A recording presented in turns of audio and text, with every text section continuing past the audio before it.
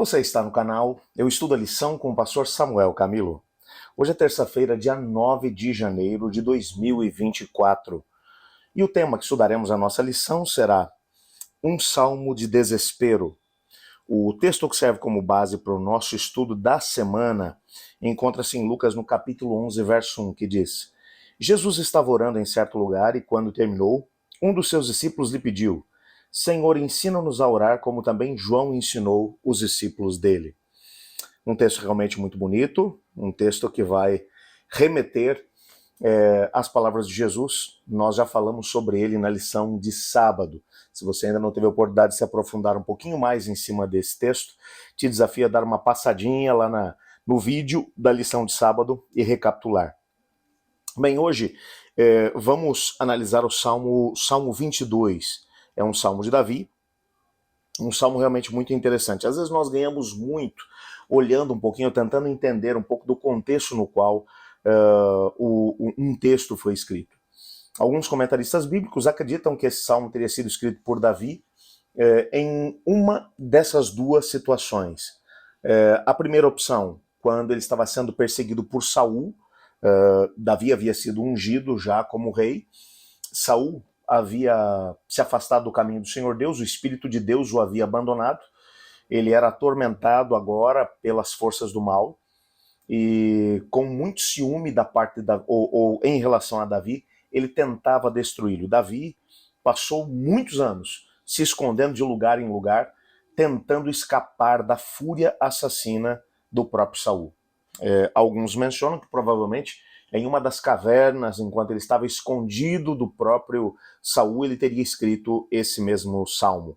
Outros mencionam que talvez ele tenha escrito esse salmo enquanto estava sendo perseguido pelo próprio filho. Seu filho havia começado uma rebelião contra o próprio pai, e você imagina a dor que transpassou o coração de Davi. Davi, quando cometeu o adultério com Betseba, a mensagem do Senhor mencionou que isso traria consequências.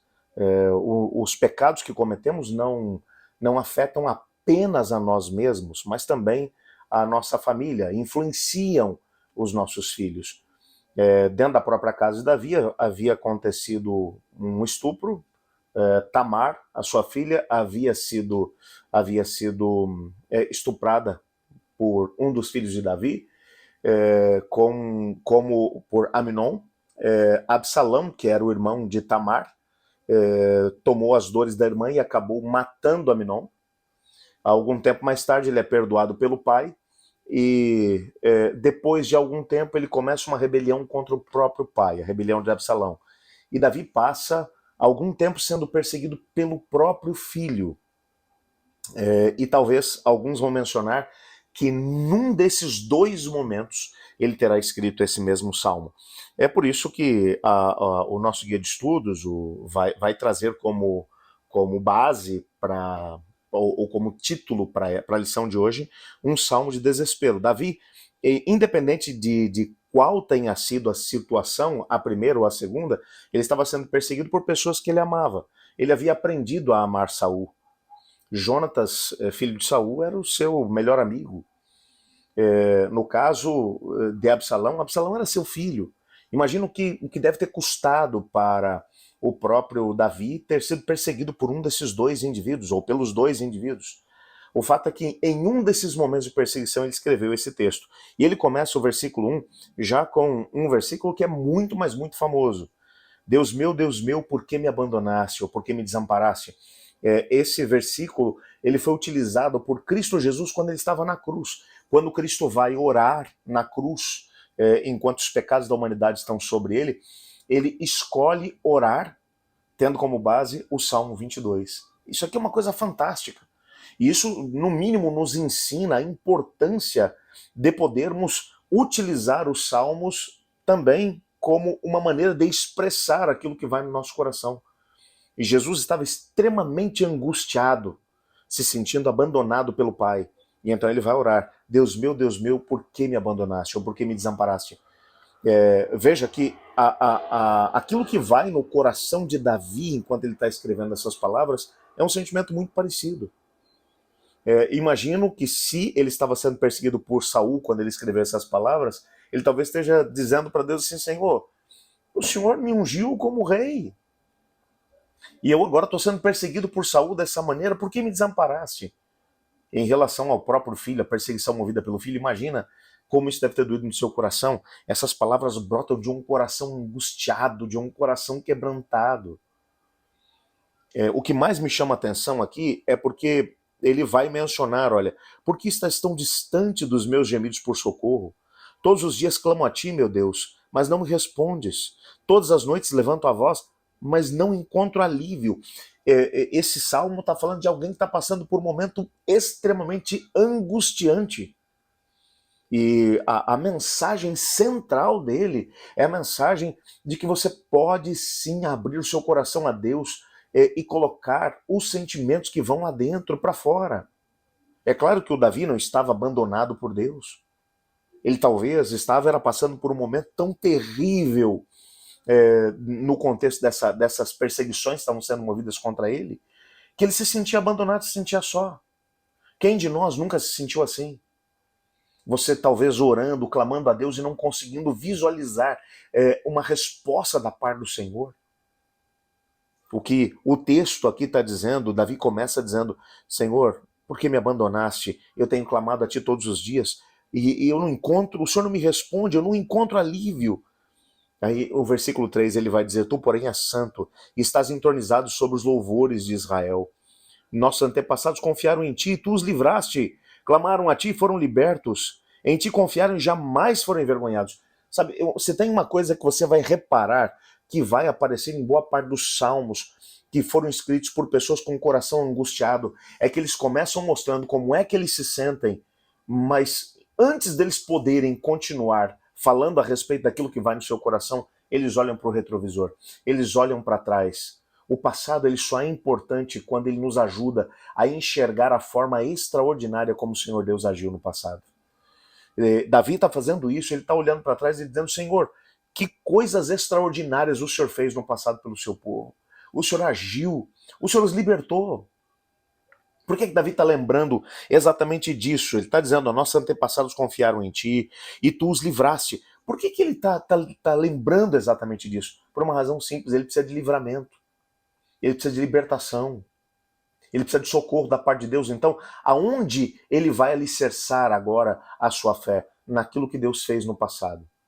Então ele olha para trás e lembra do que Deus fez pelos seus antepassados. E agora ele vai continuar. E ele vai dizer: mas eu sou um verme, não sou um homem. Todos me insultam e me desprezam. Os que me veem zombam de mim, riem com maldade, balançam a cabeça. Esse é o que confia no Senhor? Que ele o livre, que o liberte, se dele se agradar. Tu, porém, me tiraste a salvo do ventre da minha mãe e me deste segurança quando ela ainda me amamentava. Fui colocado em teus braços assim que nasci. Desde o ventre de minha mãe tem sido meu Deus. Não permaneças distante de mim, pois o sofrimento está próximo e ninguém pode me ajudar. Eu acho isso aqui fantástico. Ele vai olhar e vai dizer: eu sei que eu não sou nada, eu não passo de um verme. Provavelmente ele se sentia dessa forma. O valor intrínseco dele, naquele momento, quando ele está precisando de uma libertação, quando as pessoas mais poderosas o estão perseguindo, quando a sua vida está por um fio, e não apenas a sua vida. Você percebe quando vai ler 1 Samuel, 2 Samuel, quando vai ler a história de Davi, você vai perceber que a grande preocupação de Davi, quando ele estava passando por esse momento de sofrimento, de angústia, não era apenas consigo mesmo, mas com os homens que estavam com ele, as famílias que o seguiam nesses momentos difíceis. Ele está preocupado com aqueles pelos quais ele é responsável também. Mas ele vai olhar e vai dizer: Senhor, eu sei que eu não passo de um verme. Meu valor é esse. Mas sabe, Senhor, desde o momento em que eu saí do ventre da minha mãe, eu fui colocado nos seus braços. A minha vida te pertence. Eu acho isso aqui fantástico. O que ele está dizendo aqui para Deus é: Senhor, se o Senhor não me livrar, ou se o Senhor me livrar, eu quero que o Senhor saiba de uma coisa: a minha vida pertence a ti. Sabe, quando você sabe aonde está a sua vida, mesmo que as circunstâncias sejam complicadas, você não vai se desesperar. E veja, ele vai continuar dizendo: meus inimigos me rodeiam como touros, sim, como touros ferozes de Bazã me cercam. Abrem a boca como se fossem leões, que rugem e despedaçam a presa. Minha vida é derramada como água. Todos os meus ossos estão desconjuntados. Meu coração é como cera que se derrete dentro de mim. Minha força secou como um caco de barro. Minha língua está grudada no céu da boca. Tu me deitaste no pó à beira da morte. Meus inimigos me rodeiam como cães. Um bando de perversos me cerca. Perfuraram minhas mãos e meus pés. Posso contar todos os meus ossos. Meus inimigos me encaram e desdenham de mim. Repartem minhas roupas entre si e lançam sorte por minha veste. Ó Senhor, não permaneças distante. És a minha força, vem depressa me ajudar. Livra-me da espada e não permitas que os cães me tirem a vida. Salva-me da boca do leão e dos chifres dos bois selvagens. Esse texto, na verdade, esse salmo, ele também possui uma conotação messiânica. Existem muitas profecias aqui que foram, de alguma forma, aplicadas ao próprio Messias. A gente vai ver isso um pouco mais adiante. A ideia desse salmo é apenas mostrar como Davi estava se sentindo. Ele se sentia cercado, angustiado. Olha a parte final do salmo que diz: proclamarei teu nome a meus irmãos, no meio do teu povo reunido te louvarei. Louvem o Senhor todos os que o temem, glorifiquem-no todos os descendentes de Jacó, reverenciem-no todos os descendentes de Israel, pois ele não desprezou, nem desdenhou o sofrimento dos aflitos. Não lhes deu as costas, mas ouviu os seus clamores por socorro. E ele termina mencionando que ele vai louvar o nome de Deus ainda. Veja, ele ainda não tinha terminado de passar por aquele momento de socorro, aquele momento de perseguição, de luta, de angústia.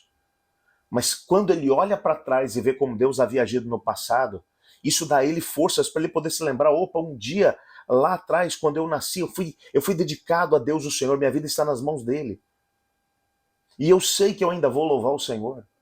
Eu sei que ele vai me livrar, mesmo que não seja no meu tempo. Isso aqui é uma coisa fantástica. Às vezes nós nos frustramos porque queremos que Deus responda do jeito que a gente quer e na hora em que a gente quer. O Davi está dando aqui uma grande lição para a gente. Nós temos que confiar em Deus, mesmo que a resposta dele não venha na hora em que nós queremos. Ele vai dizer: eu te louvarei. O versículo 25 diz: eu te louvarei na grande congregação e cumprirei meus votos na presença dos que te adoram. O que ele está dizendo é: Senhor, eu ainda diante de todos vou te louvar. Ele está olhando para frente, ele começa completamente arrebentado, mas ele termina dizendo: eu ainda vou te louvar, vou cumprir meus votos na presença de todos, porque o Senhor vai agir na minha vida. Sabe, quando nós paramos para poder pensar nesse tipo de fé, nesse tipo de certeza, um salmo como esse é um salmo que deve, de alguma forma, fazer parte da nossa história quando nos sentimos também inseguros, perseguidos, quando percebemos que as coisas à nossa volta estão mal. Deus nos chama a abrirmos o coração, dizermos para Ele como nos sentimos, mas ao mesmo tempo a olharmos pelo retrovisor e lembrar do que Ele fez na história no passado. E olhar para o futuro com fé e entender que assim como Deus agiu no passado, Ele vai agir no presente e no futuro. Eu queria nesse momento colocar a minha vida diante de Deus, bem como cada uma das lutas que eu tenho na minha história. Eu também tenho lutas, eu também tenho angústias. E eu sei que talvez você que está comigo até esse presente momento também está precisando de uma resposta da parte de Deus. Eu queria te desafiar a orar comigo nesse momento. Pai, muito obrigado porque a tua palavra nos mostra pessoas que passaram por momentos difíceis, angustiosos, se sentiram sós e abandonados, mas que ao mesmo tempo conseguiram olhar para trás e se lembrar de quem o Senhor é e do que o Senhor faz. Nós queremos nesse momento colocar nossa vida em tuas mãos, como Davi o fez, e te pedir que o Senhor responda a cada um de nós de acordo com a tua vontade. Muitos pedidos têm sido enviados todos os dias para a nossa comunidade de oração. Outros estão lá no coração dos seus filhos. Leia cada um deles e responda de acordo com a tua vontade. Pois é em nome de Jesus que oramos. Amém. Eu estudo a lição. E você?